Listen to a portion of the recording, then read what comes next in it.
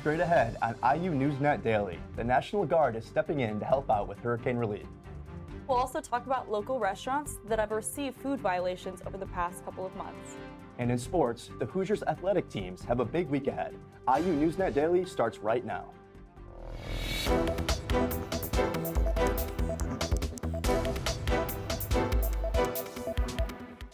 Hello and welcome to IU NewsNet Daily. I'm Emma Meredith. And I'm Luke Ardema. We begin with news of an arrest for a sexual assault in Bloomington. Police have arrested a man accused of sexually assaulting a woman, threatening her life, and then attempting to escape custody. From the Monroe County Jail, 21-year-old Rodrigo Perez Carrillo is facing charges of rape while armed with a deadly weapon. He allegedly attacked a victim last Sunday. The victim told police she was assaulted near West 17th Street, just outside of Circle K gas station. Police say Carrillo was armed with a box cutter and forced the victim to the ground.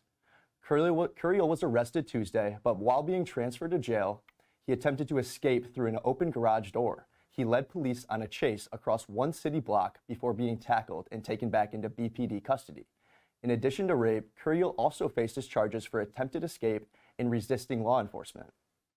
Hoosiers are lending a helping hand after the devastation caused by Hurricane Helene. Indiana Governor Eric Holcomb has deployed a dozen Indiana National Guard airmen from the 181st Intelligence Wing, based in Terre Haute, to assist with rescue efforts. So far, over 180 people have lost their lives, and hundreds remain missing in the wake of the hurricane and its aftermath. The Hoosier National Guard team will be working alongside local and state personnel from North Carolina, as well as federal agencies. In addition, several fire department teams from Indiana are already on site, providing aid to those affected. More than 20 Monroe County businesses were cited for critical violations in food inspection reports between August 1st and September 28th. The offenders are listed on Monroe County Health Department interactive map online. Health officials say critical violations are more likely to cause foodborne diseases when compared to non-critical violations. Some businesses with reported violations include Pizza X, ZNC, and Nick's English Hut. According to the IU Office of Student Life, the Indian Student Association is on cease and desist order as of October 1st. The university says that the order stems from hazing and alcohol issues. For now, all association activities are suspended. The ISA posted an Instagram story saying upcoming events have been canceled, quote, due to technical issues. The ISA is the only club this school year with an ongoing cease and desist citation. In the recent vice presidential candidate debate, Ohio Senator J.D. Vance and Minnesota Governor Tim Walz showcased a rare display of respect in today's political landscape. The debate, which focused primarily on domestic issues, saw Vance challenge Vice President Kamala Harris on border control, security, while Walz criticized former President Donald Trump on abortion rights. The debate highlighted the stark policy contrast between the two candidates. In a refreshingly normal end, Vance and Walz shook hands as the event concluded. Indiana University announced it will discontinue intensive first-year seminars. Intensive first-year seminars were a 3-credit course for incoming freshmen that would help them connect with IU's resources and prepare them for college. The program was tailored to students with need-based scholarships such as Hudson and Holland, 21st Century, and Arts and Science undergraduate research experience. The city of Bloomington is calling for volunteers to help spruce up the streets ahead of one of Indiana University's biggest weekends. Wednesday, October 16th, is Downtown Cleanup Day, an initiative designed to improve the city's appearance before IU's homecoming weekend. Volunteers will be tasked with picking up trash, pulling weeds, and making the downtown area shine. City officials will lead the cleanup teams and provide all the necessary supplies. To sign up, visit Bloomington's website at bloomington.gov. Turning now to sports. IU NewsNet Daily, Jack Bassett is here in studio with some Hoosier updates and action from beyond Bloomington. Jack? Thanks, Luke and Emma. The IU men's soccer team started off the month of October with an intense game against the number 8 ranked Wisconsin Badgers in Madison Tuesday night. The Hoosiers were looking to climb above 500 with a crucial win against their Big Ten rival.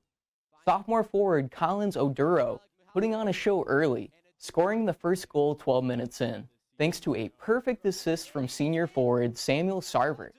The Badgers not backing down, however, showing why they're ranked 8th in the nation, with a goal of their own at the 21-minute mark.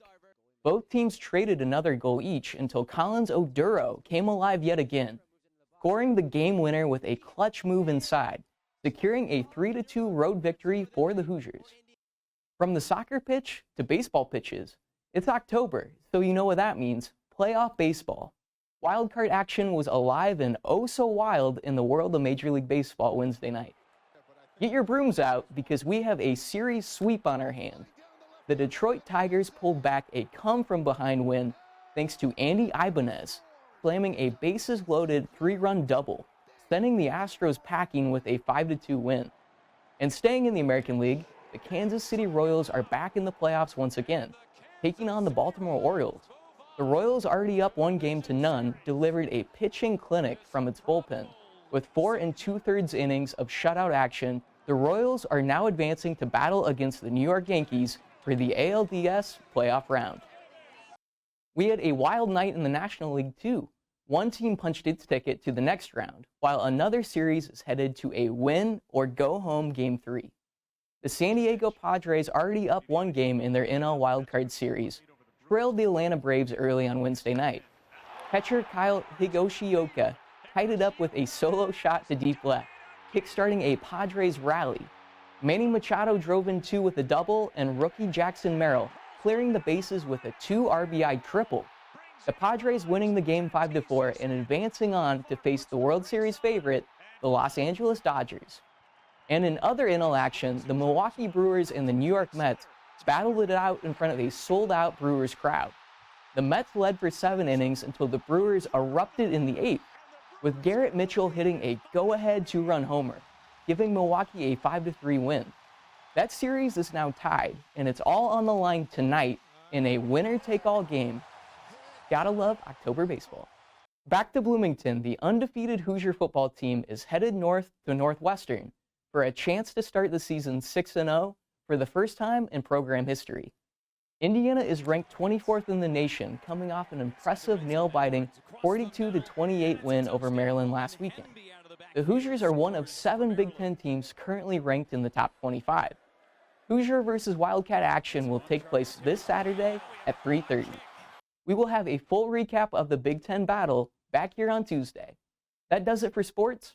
Drew and Emma, back to you guys.